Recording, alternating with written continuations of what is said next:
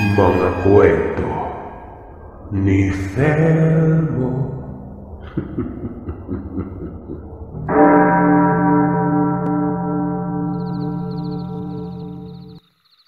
Ako po si Owen. Hindi totoong pangalan. Ang ibabahagi kong kwento ay galing sa kaibigan ko na si Jerry. Patungkol ito sa tatay niya nung binata pa daw ito. Hindi ako sigurado kung totoo ba o hindi, pero itong kaibigan ko, noon pa nang magkakilala kami sa trabaho may kakaiba na talaga sa kanya. Kung ano man ito, ay may kaugnayan nito sa kwentong malalaman nating lahat. Ayon sa kwento, itong tatay umano ni Jerry ay isang sundalo sa Mindanao. Doon ito na destino buhat ng nangangailangan umano ng mga sniper. Biyasang sniper ang tatay ni Jerry. Pangalanan natin itong Byron. Taga-Negros si Byron sa may bukiran ng Manhuyod. Ayon sa kwento, nung umuwi daw si Byron mula sa Mindanao, napansin ng mga magulang ang malaking pagbabago sa ugali niya. Dati naman kung umuwi ito ay masayahin naman daw. Pero noong muling uwi nito, lagi na lamang tahimik na para bang dumaan sa matinding laban at trauma. Bago pa makabalik sa Mindanao, tinatanong naman si Byron ng kanyang mga magulang sa kung anong problema. Sa bakit hindi na ito halos kumikibo. Kung kikibo man ay pagtikon at minsan ay senyas lang. Doon ay sinabi ni Byron na may napagdaanan daw siya doon sa Mindanao. Bumaliktad umano ang kanyang pananaw na masilayan ng higit pa sa karumal-dumal na tagpo. Nangyari ito dekada 80. Hindi pa po naisisilang dito si Jerry dahil binata pa si Byron noon. Nagkaroon hindi umano ng inkwentro sa isang maliit na nayon ito bandang Cotabato. Ang daming nadamay doon. Hindi lamang isinapubliko, gawa ng reputasyon din kasi ang nakasalalay dito. Mula sa isang mensahe na nakarating na may gumagalang mga rebelde sa isang nayon, pinuntahan kaagad nila ang lugar at meron nga. Pero nag-iisa lang ito. At wala ding balak lumaban. Nagbagong buhay na umano yon dahil hindi niya nagugustuhan ang pamamalakad ng grupo. Pero kahit na may sapat na dahilan, dinakip ito ng mga sundalo, kung kaya yung mga tao doon sa lugar nagalit. Mabuting tao kasi ang nagbagong buhay na yon. Hanggang sa may isang putok ng baril na hindi nila malaman kung saan nanggagaling. Matapos lamang nito ay pinaulanan na kaagad ng bala ang lugar. May mga bata, kababaihan, at matatanda umano ang nadamay. Kasabay din ng pangyayari umuulan din sa mga sandaling yon. Dahil masama ang panahon. At ang katas ng ulan umano, naging kulay pula ito habang dumadaloy sa lupa. Yung rebelding dinakip, nakawala. Nanlumo si Byron. Rinig niya sa lugar ang palahaw na barabang nagsusumamong mga kaluluwa. Nasa 10 mahigit umano ang namatay. Ang masaklap pa dyan, nalaman ni Byron kung kanino galing ang unang putok nun. Galing ito sa kasamang sundalo na ginawa lang para pagkamalang may kalaban sa paligid. Kaya naalarma talaga ang buong grupo nun. At walang nagawa kung hindi ang magpaputok na lang. Galit na galit itong si Byron. Umalis ito at sinabing walang kwentang tao at walang prinsipyo ang mga kasama niya. Pinigilan pa siya noon, pero yung taong pumigil sa kanya, inambahan niya ng tutok ng baril.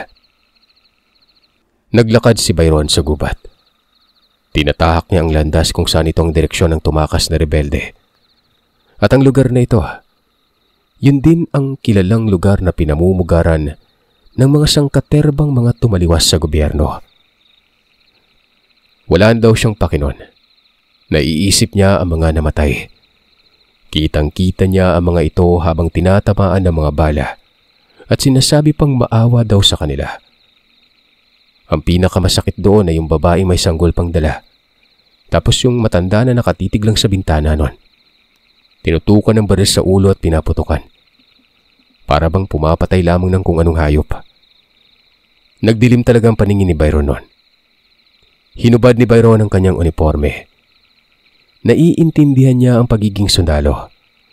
May 5 taon na rin siya sa may serbisyo pero unang beses niya noong magkaroon ng engkwentro at hindi pa niya inaasahan na gano'n ang masisilayan niya. At hindi niya nagustuhan yon. Tumaliwas sa kanyang paniniwala na walang madadamay na inosente pero meron pala. Idagdag pa dyan ang pakulo ng pagpapaputok ng baril para lang masecure nila ang lugar. Anong klaseng dahilan yun, di ba? Para masecure. Secure naman talaga yun eh. Walang dapat mamatay kung walang pumasok na kademonyohan sa ulo. Anong mangyayari pagkatapos umano? Ganun na lang. Parang kasing wala lang sa kanyang mga kasama eh. Nag-order pang may mataas na ranggo na lisanin nilang lugar. Habang naglalakad, sa hindi inaasahang pagkakataon, nakita niya yung nakatakas. Tumatakbo ito. Sinundan niya yon. Hanggang sa naabutan niya sa isang yungib, nagtago ito. Umiiyak at habang nangyayari ito ay siya namang pagbitaw ng mabibigat na salita. Kinakausap ang sarili. Rinig na rinig ito ni Byron sa labas ng yungib na yon. Lumapit naman si Byron pero namakita siya nito. Pinagmumura ang binata nun. Naghubad pa ito ng damit at sinabing kung gusto daw siyang patayin. Patay na lang. Sinabi ni Byron na hindi niya yun gagawin sa isang taong walang kalaban-laban. Ipinaliwanag din ni Byron na umalis na ito sa grupo. Ora mismo nang makita ang nangyari. Dagdag pa ni Byron, mas maigi pa umano maging rebelde dahil may mga paninindigan. Kumunot umano ang mukha nitong taong to. Nagtanong sa kanya sa kung ano bang nangyayari at bakit bigla na lang nagbago ang iniisip o prinsipyo nitong si Byron. Sapat na yung nakita ko para talikuran yung pagiging sundalo ko. Hindi ko na kailangang sabihin sa iyo to dahil alam ko namang nasaksihan mo yung lahat eh. Pero lilinawin ko lang. Nagpaputok din ako pero hindi ko pinatama sa mga tao. Pagpapaliwanag ni Byron. Saad pa nito, gusto niyang maging rebelde na lang kahit papano para maipaghiganti niya mga namatay na mga inosente. Hindi umano nakapagsalita ang tao. Pangalanan natin itong Roman. Tumitig ito sa kanya habang dahan-dahang lumalapit. Binaba naman ni Byron ang kanyang baril. Maging ang patalim na bayoneta at maliit na pistola. Doon na nagsalita si Roman. Nilinaw nito na mali ang maging rebelde. Mali din na maging sundalo na may kaparehang abilidad noong mga kasamahan ni Byron. Ayon pa dito kahit sa anumano siya papanig, puro katiwalian ang umiiral. Sumama siya sa rebelde para ipaglaban ang karapatan ng mga hamak na tao pero imbis na may prinsipyong ipinaglalaban, yung mga hamak na tao pa daw ang tinatapakan nila. Ninanakawan at pinapatay. Sa panig naman ng kinauukulan, para lamang ding walang pinagkaiba. Tinatanggalan ng karapatan ng mga tao at inaangkin ang lupain ito. Mas mabuti umanong gumit na. Kalabanin ng rebelde at kalabanin din ng sundalo. Umalis ka na. Umalis ka na dito. Huwag mong antay na abutan ka dito ng mga dati kong kasamahan. Sabi ni Roman. Ayon naman kay Byron. Paano na daw siya? Anong mangyari sa kanya? Walang mangyari sa akin. Nakita mo naman siguro ang mga naganap kanina, di ba? Sa akin pinaulan ng ibang mga bala. Buhay pa ako. Nung hinubad ko yung damit ko, yun ang pagkakataon na pwede mo ako mapatay. Pero hindi mo naman ginawa yun. Umalis ka na dito. Halong pagtataka at pagkamangha umano ang natunghayan ni Byron. Lalo ang mga salitang namutawi sa bibig ni Roman. Sadyang malalim na may kahulugan pero parang may ibig ipahiwatig umano. Ang nakapagtataka dyan ay walang sugat itong taong ito. Tama naman daw si Roman. Pinagbabaril at nakita niya talaga ang pagtama pero wala man lang kasugat-sugat sa katawan kahit daplis lang. Hindi niya na lamang ito pinagtuunan ng pansin. Sinabi nang hindi siya aalis, na hindi na siya babalik sa sundalo. Kung ano umano ang iniisip ngayon ni Roman, ganun na rin ang napagdesisyonan niya. Buong-buo ang loob ni Byron sa mga puntong ito. Para bang hindi niya na naiisip ang panganib na nakaatang sa kanya. Kahit anong pilit ni Roman, hindi nakikinig itong si Byron. Sanay naman na umano siya sa bukid.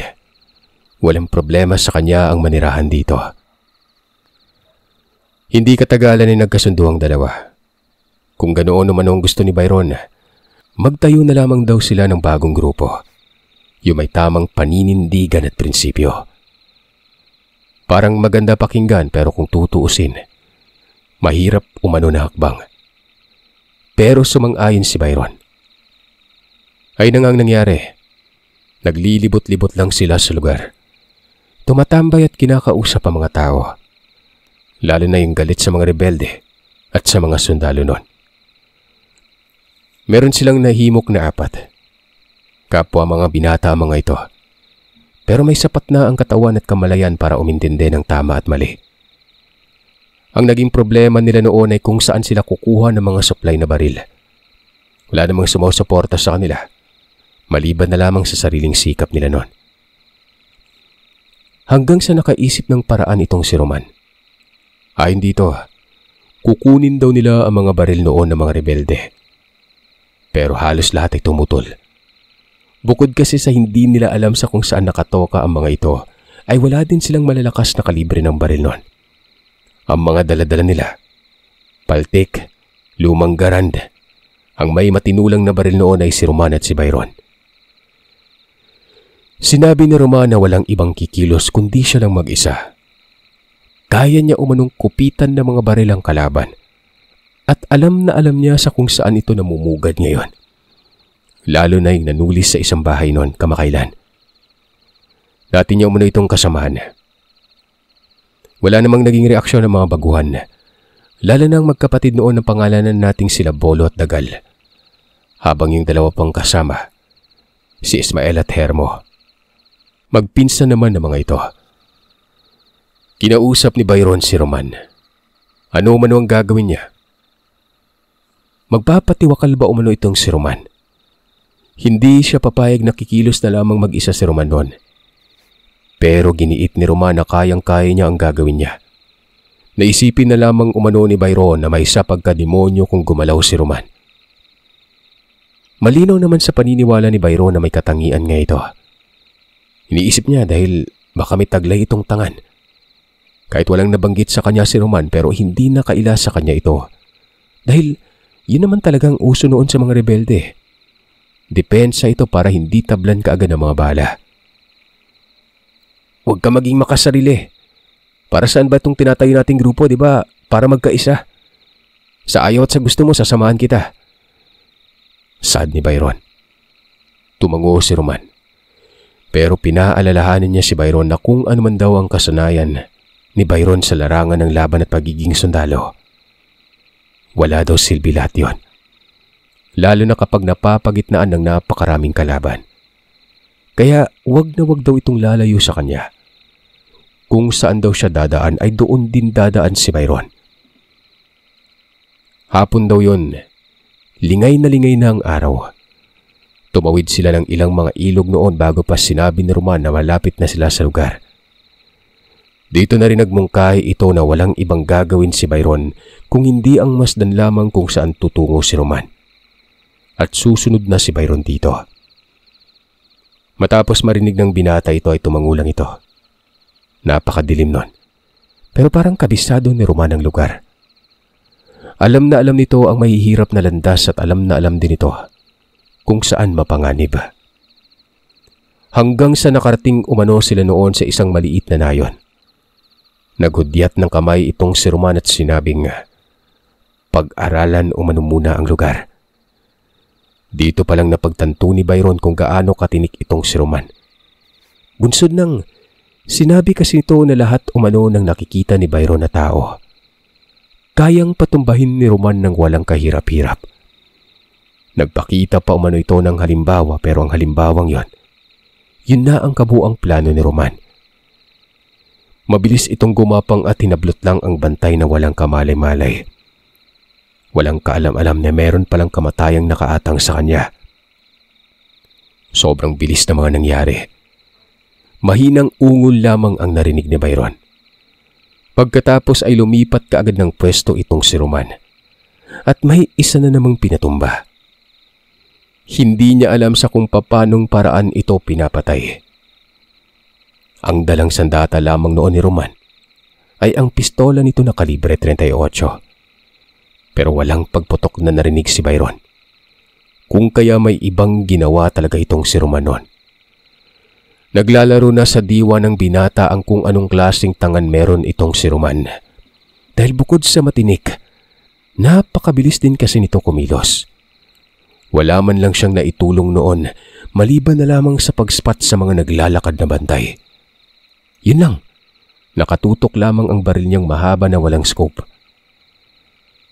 Maya-maya'y nawala si Roman. Hindi niya na makita ito. Hindi niya rin alam kung saan nagtungo yon. Ilang saglit pa ay may nakita siyang tao na kukuya-kuyakoy ng lakad habang may buhat-buhat na banig na binalot sa kung anong mabigat na bagay. Nakabanda na ito sa bisig, patungo sa kinaroroonan niya. Napapamura si Byron. Sa oras na paputukan niya ito ay mabubulabog ang buong lugar. Baka mabaldabang sinagawa nilang plano ni Roman. Maya-maya'y nakalapit ito sa kanya. Dire-diretso ang lakad. Gumilid na lamang noon itong si Byron. Nagtago sa makapal na damo. Dahan-dahan yun dahil nasa harap ng tao. Ang taong yun ay walang iba kundi si Roman. Sinitsitan pa si Byron at sinabing, "Tara na, sibat na tayo dito. Sobra-sobra na to. Magamit yung iba sa mga bago magiging miyembro." "Walang hiya ka. Nataranta pa ako, hindi ko alam ang gagawin ko. Buti hindi kita nabaril. Tsaka ba't ka ba nagsuot ng ganyan? Para tang tagapastol ng kambing eh." Tumawa lang naman umano si Roman. Sinadya niyang nakawin umano pati damit dahil mahihirapan siya kapag may buhat na siya noong mga baril. Kailangan niyang magpanggap. May mga banda na din ng mga rebelde kaya ginaya niya yon. Pula ito at gaya ng sinabi ko ay nasa bisig na kalagay. Kalmadong-kalmado lamang si Roman. Yung postura pa nito ay parang hindi nahihirapan. Ang kapal ng laman ng banig at alam ni Byron na maraming mga baril dito. Nakapaikot pa sa katawan umano ang mga magasin. Malakas din pala ang pangangatawan nito. Walang pahinga yon at hindi din narinig ni Byron na humangos itong si Roman. Hanggang sa nakarating sila sa kota at dito na binulatlat ang laman. Napanganga na lamang noon si Byron. Napakahaba ng mga baril. May diplaka pa na pangpaulan ng bala. Mga bago na animoy hindi pa umano nagagamit doon. Pero hindi lang doon na manghanang gusto si Byron. Doon sa kung ano ang pagkatao ni Roman. Kung magtatanong naman ito sa kung anong tangan ba, parang masyado naman atang malakas na hindi na halos mapagtanto ni Byron. Natitiyak niyang may iba pa bukod doon. Kinabukasan, nanghihimok pa umano ang grupo. Nadagdagdan pa sila at ang naging pinuno o tinanghal pa na tagapamahala, si Roman. Si Byron naman sana ang itinutulak ni Roman kaso mas maigi daw kapag si Roman ayon kay Byron.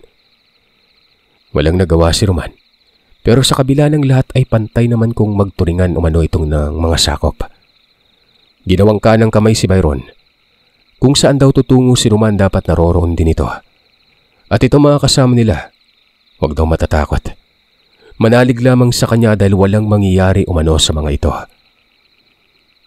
Isang gabi, habang nagsasalansa noon ng mga bala sa magasin sila Byron, pasimple niyang kinausap si Roman. Nagsisimula na siyang magtanong-tanong sa mga bagay na nagpapagabagabag sa kanya. Una, bakit daw ito kumalas sa dating kagrupo? Kung sa tingin daw ni Roman ay hindi maganda ang mga gawain ng mga ito, dapat sinita niya o hindi naman kaya pinuksaan kung sino ang nagpapasimula. Baguhin ang prinsipyo niya sa tingin naman umano ni Byron kayang gawin ito ni Roman. Ay naman kay Roman, may taglay talaga siyang abilidad na bihira lang sa mga rebelde. Sa isip-isip niya ay siya lang ang meron nito pero meron umanong isang salita si Byron. Oo at mali talaga ang ginagawa ng mga kasamaan dati pero Pinanindigan niya ang magsilbi ng tapat. Pero taliwas sa kanya ang mga maling ginagawa. Hindi niya naatim kung kaya lumayo na lang siya. Sandali, mukhang kapanipaniwala naman ang mga sinasabi mo pero sa pagkakaalam ko kapag tumalikod ka na sa grupo katulad ng sinalian mo dati, may mangyari sa'yo, di ba? Pero bakit hinayaan ka lang? Labag yung pagtaliwas, di ba? Kasi nga pagdududahan kang pumapanig na sa kinauukulan. Puna ni Byron na siyang nagpatigil sa ginagawa ni Roman. Halata daw sa mukha nito na animoy nag-iisip ng malalim. Matagal kaming naging magkasama. Nalaman nila yung abilidad ko. Alam nila yung kaya kong gawin. Siguro ito din ang dahilan kung bakit noong napaalam na ako na titiwalag ako hinayaan lang nila ako. Natatakot sila sa akin, Byron. Natatakot? Ganun ba? Sige, nabuksan mo na din yung usapang yan. Ano ba talagang kinatatakutan nila sa'yo? Tumawa daw itong si Roman. Tawa na animoy aliw na aliw pero kampat tingnan. Alam kong nilalaro mo lang ang mga tanong. Alam kong doon din ito patungo sa tanong na yan Alam mo, gusto ko naman sabihin pero hindi pa napapanahon. Huwag ka mag-alala. Malalaman mo din kung sino ako. Ikaw na mismo ang tumuklas dahil mahirap ipaliwanag. Napakunot ang mukha ni Byron at hindi na siya nagsalita pa. Maraming araw ang lumipas. Nahati na sa dalawang grupo nila. Marami na ito at kinakailangan nila noong palakihin pa. Hinati sa dalawa para mas malawak ang lugar na mahimok nila. Si Roman ang namumuno sa isa, habang sa isa naman ay si Byron. May mga babae pa nga daw Meron daw at may ilan pa ditong nakapagtapos talaga ng pag-aaral. Galing sa sikat na mga eskwelahan. Yung tipong nasobran sa talino at napakasensitibo na sa mga maling ginagawa ng gobyerno. Kaya pumasok na umano sa pagiging rebelde. Nagkataon na ang grupong pinasukan ay ang grupo nila Byron. Kung nagkataon pang sa iba, paniguradong delikado ang mga ito. Lalo pat may mayayaman at kayang tustusan ng supply at kagamitan. Ito na yung nagbibigay ng suporta para mas mapaunad pa ang grupo nila noon. Lilinawin ko lang, Sir Seth. Etong kwentong ito ay sobrang selan talaga. May mga mayayaman at sikat na personalidad kasing kasali sa grupo. Bagay na itatago ko din ang mga totoong pangalan nila. Ito nga palang babaeng sobrang yaman na lumaho kay si Selena. Anak ito ng dating namumuno sa isang bayan dito. Nahati ang pangkat sa dalawa. Ang unang mga maging kasapi na sina Bolo, Dagal, Ismael at Hermo nasa panig ni Byron. Kasama niya din si Selena. May mga kasapi na rin umano sila na nasa bayan pero hindi pa umaakyat ng bundok. Sinanay nila muna ito sa pagmamasid at pakikiramdam sa sistema ng bawat nayon. Barangay, baryo at lungsod. Nakasibilyan lamang ang mga ito na iisipin mong hindi kasali sa grupo nila. Nasa magkakaibang parte sila ng Cotabato. Sina Byron malapit na sa Antipas. May mga kaibigan dito si Byron na nakilala niya nung sundalo pa siya. Nang makita pa nga siya nito labis yung nagtaka pero nang may paliwanag naman ni Byron ang nangyayari, naintindihan siya ng mga ito. Huwag umanong mag-alala at walang magsasabi sa kung anong nangyari at kalagayan niya noon. Hanggang sa nagkaroon ng pagkakataon na nakauwi itong si Byron sa Negros. Na mga panahon na ito, yun ang napansin siya ng mga magulang niya na para ng iba. Umuwi lamang siya noon para makita ang nanay at tatay. Isa din sa rason at balak niyang kausapin ang namumunong rebelde sa bukid ng Santa Catalina. Hindi nga lang ito nabigyan ng pagkakataon kasi nga walang naging pagtugon sa kanyang liham na ipinadala.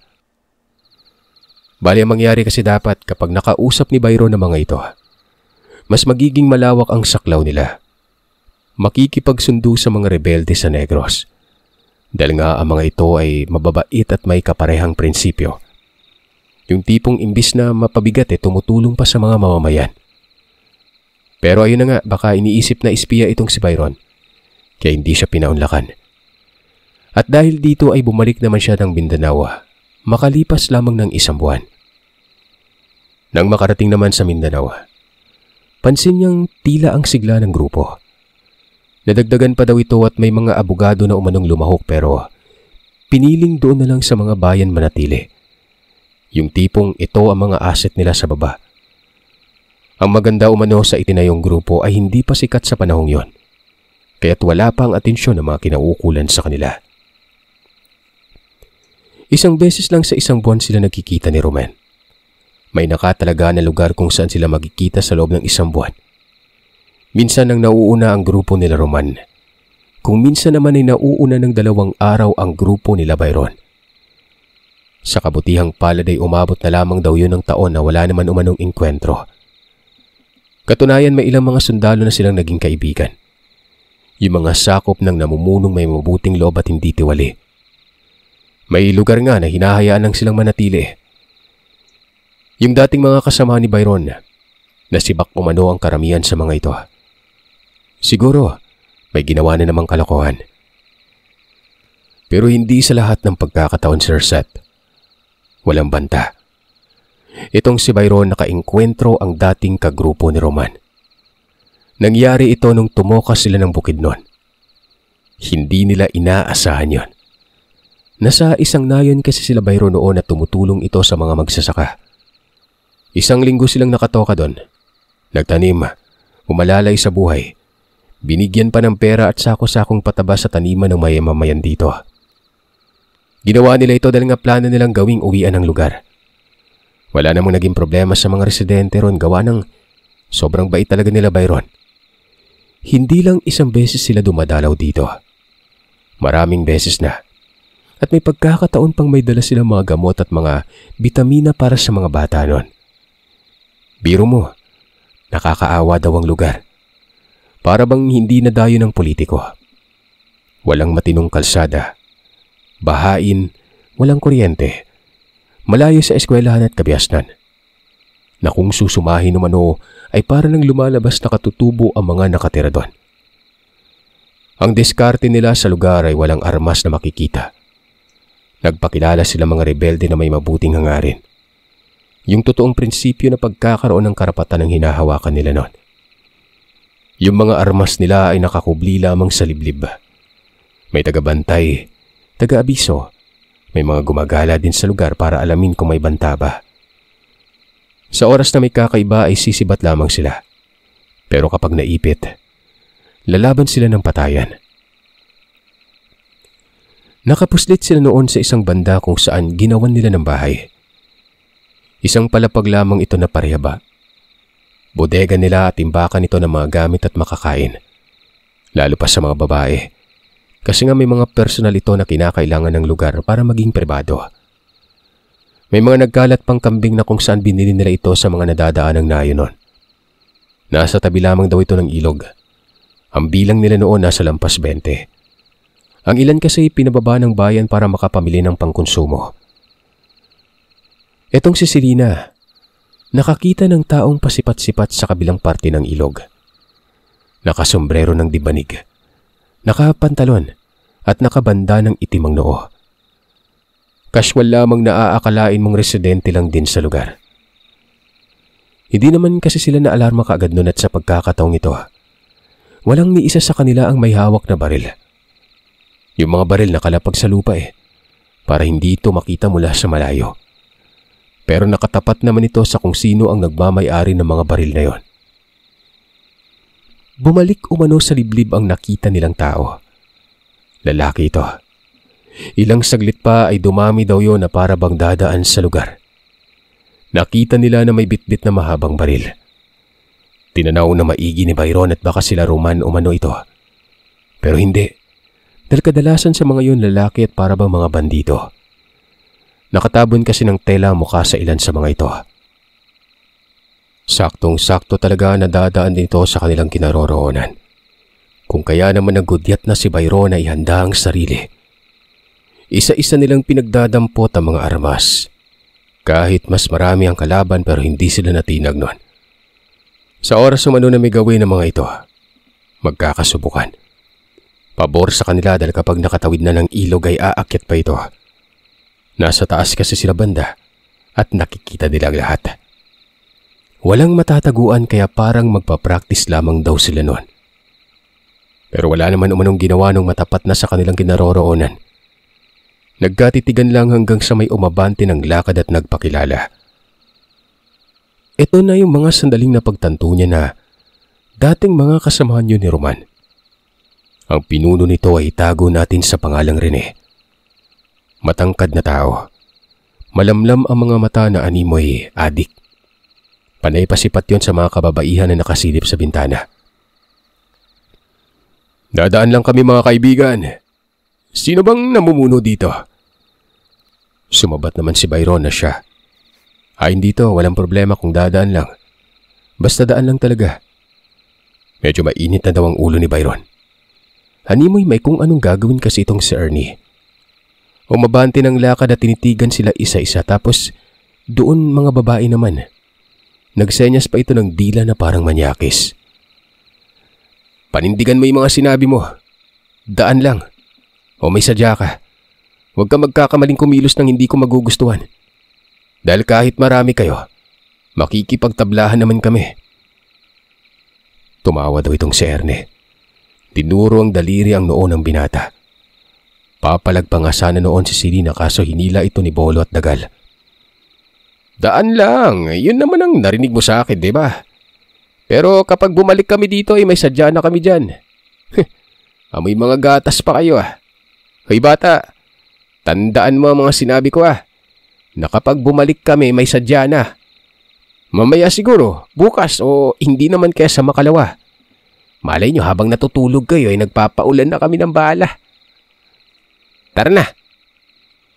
Matapos makapagsalita ni Erne, umalis na ito. Pero habang papalayo ay sumasaglit ito ng hinto at sipat sa kanila. Habang yung mga kasama naman ito, pinagdidilatan sila ng mga mata. May nag-inggansa pa umano ng baril. Kagad silang nagpulong nun. Napagsapit umano ng gabi, ay sisibat sila sa lugar pero ayon kay Selena, kung mga bantaman daw yun sa kanila huwag itong katakutan. Dating mga kasama ni Roman yun, sobrang lilupit nila. May mga baril tayo pero kung sa konsensya ang pag-uusapan wala silang konsensya May mga tao pa namang nakatira dito, baka madamay. Ayon naman kay Selena ay yung mga tao na lamang umano ang palisin. Teritoryo umano nila ito. Hindi naman umano nagmamarunong si Selena dahil si Byron pa rin ang pinuno. Sinasabi niya lang ang iniisip niya. Ano ba daw ang dahilan kung bakit itinayo ang grupong ito? Di ba para sa karapatan umano? Hindi nakapagsalita si Byron. Isa-isa niyang tinitigan ang mga kasama. Nagmumuni-muni naman ang mga ito. Naririnig niya na pabor ang mga ito sa mga sinabi ni Selena. Hanggang sa nakapagdesisyon si Byron. Nagmungkahi ito na abisuan ng mga taong nakatira na lumayo muna. Napapuntahin sa ligtas na lugar kung saan dito sila namamalagi nang hindi pa sila nananahan sa nahay na ito. Pero dapat ang pag-abiso, palihim. Walang ano-ano namang kumilos sa mga kasama. 1 oras lamang ang nakalipas, bumalik na ang mga ito at sinabing nakalikas na daw. Madilim na pero may buwan naman daw nun. Hindi nila dedepensa ng bahay. Magbubuklod sila sa paligid. Kanya-kanya ng pwesto at may sapat na mga bala. Huwag daw magsasabay sa pagputok dahil malalaman kaagad ang mga kalaban ng kinaroroonan nila. Kapag nasa malapit na sila ay magsasabay ng pagpapaputok pero siguraduhin daw na ang bala ay patungo talaga sa mga kalaban. Sa hindi inaasahang pagkakataon, matapos nilang mag-usap, walang nakapaghanda sa kanila na papaulanan na pala sila ng bala. Nataranta ang lahat. Nagkataon pa talagang lahat ng mga bantay kasama sa pulong. Tinamaan halos kalahati sa kanilang grupo. Ang iba nagtakbuhan patawid ng ilog. Sobrang lapit lang ng pagtambang na yun na parabang pagtalikod ni Ernie. Nagtago kaagad ang mga ito sa liblib. Si Selena at Byron ay sumagot ng pagpapaputok. Naiisip na daw ni Byron noon na mamamatay na sila. Pinaalis na ng binata ang 4 na sila Bolo, Dagal, Ismael at Hermo. Sumunod naman ang mga ito. Tumawid ng ligtas sa ilog ang mga kasama. Naroroon din ang ilang kababaihan. pero naiwan sina Selena at Byron dahil kinakailangan umanong depensa ng pagtakas nun. Maya-maya ay tumigil ang pagpapaputok. Narinig na ni Byron ang malakas na pagkakakak ng tawa ni Ernie. Sinabi nito na aanga-anga daw si Byron. May banta na nga hindi pa naganda. Marami pa umanong ginawa. Pinaalis sa mga tao na para umanong kamag-anak. Kumpara sa kanila ito, wala silang pake sa mga residente. Uunahin daw nila ang kanilang mga sarili nun. Hindi makita ni Byron at Selena kung saan ito banda. Napakadilim kasi at may mga alingas-ngas sa magkakaibang direksyon.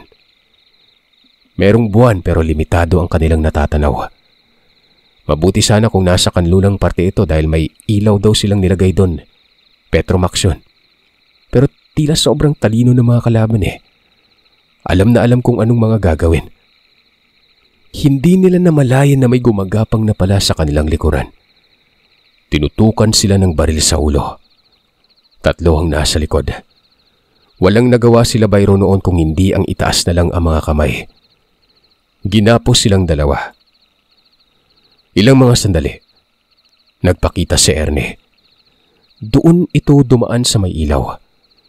Kinuha ang gasera, dinala sa kanila. Habang nangyayari ito ay may nakasunod kay Ernie na bubunot naman ng tabak nun. May nagsalita pa na pupugutan daw sila ng ulo. Tinitigan sila ni Ernie. Nakangisi. Yung may hawak na tabak ay nasa gilid na nila. Pinayuko na daw si Byron noon. Nang walang ano-ano. Biglang nagkasigawan sa may likod ng bahay na tinayo nila. Kasunod naman noon ang pagpapaputok ng mga baril. Yung pagsisisigaw pa ay parang takot na takot. Hanggang sa may palayaw na roon at nagtunog pinapatay na ito. Naalarma si Ernie. Pinasuri sa mga kasamang likuran. Nagsibalikan namang ito at sinabing patay na daw ang ilan sa kanilang kasapi nun. 5 agad ang tumba. Nagtanong si Ernie kung sino ang pumatay alam niya namang galing daw sa kanilang baril ang putok na yon. Na wala umanong sumasagot sa putok na ito. Muli na namang may nagsisisigaw at doon na ito banda sa pinagkunan ni Ernie sa gasera. Ang pagsigaw na ito, may aswang umano. Pagkatapos ng sigaw na yon, bigla na lang natahimik ang paligid. Nataranta sila Ernie. Pinaulan na ng balang kinaroroonan nito. Sina Byron at Selena ay sobrang nagtataka. Hanggang sa yung tumutok ng baril sa kanilang likuran ay bigla na lang hinablot ng kung sino na sobrang bilis nun. Kahit na may ilaw ay hindi nila ito natukoy. Kinaladkad hanggang sa umungol na lamang ito. Nagtakbuhan ng ilang mga kasama ni Ernie. Pero itong si Ernie, pinagbabaril naman yung mga tumakbo. Hindi tinamaan ang mga yon. Malupit daw itong si Ernie. Sinabihan pang duwag ang mga kasama. Pero nang may kung anong angil umanong umalingaw-ngaw sa lugar, nabahag ang buntot niya. Umatras yun kasama ng ilang rebelde. Sabi pa nito ay hindi lamang daw nag-iisa ang nilalang. Sina Byron at Selena ay hindi malaman ang gagawin. Iniwan sila doong may gapos sa kamay at nakatali pa ang kanilang mga paa. Pinagbuklod silang 2. Sabi pa ni Byron, hindi sila mamamatay sa kalabang rebelde, kundi sa aswang. May aswang umano sa lugar na hindi siya inaasahang sasali pa sa kaguluhan.